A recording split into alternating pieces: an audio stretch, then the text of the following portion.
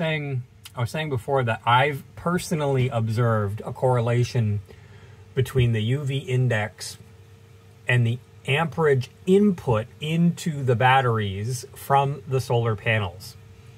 If you think about the arc reactor in the sky, if it's unobstructed, can give you maybe 20 amps, let's just say hypothetically speaking, on an unobstructed clear sky day in summer without any clouds in the sky.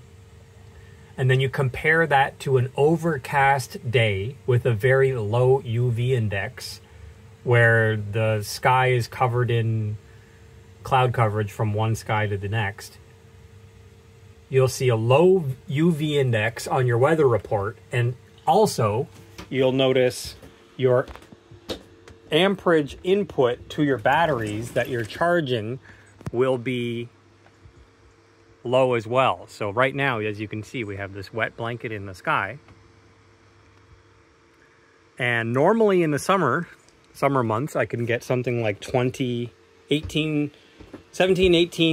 to 20 amps input to charge the batteries. And right now, in what's called the rainy season here, or they call it winter, you can see 1 amp input.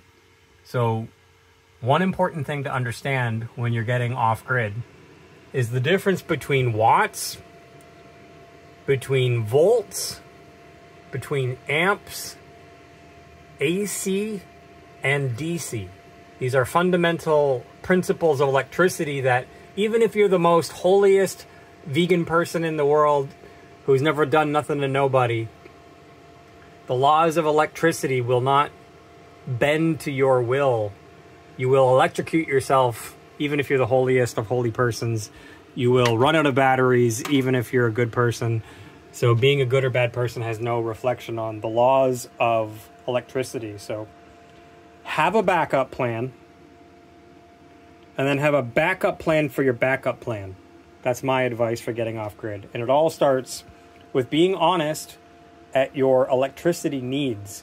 Sit down before you consider getting off grid and write down your electricity needs and try to write them out in watts if you can. Try to figure out like how many watts all your devices pull. You can try to figure out how to write it down in watt hours or kilowatt hours.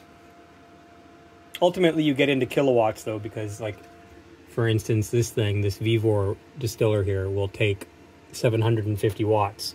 So after 1,000, you're into a kilowatt. So you can look up the daily averages where you are, each person taking between 4 to 10 kilowatts a day per use. So after you get your needs sorted out, what you are expecting, then you can start trying to match them with your supply and your backups.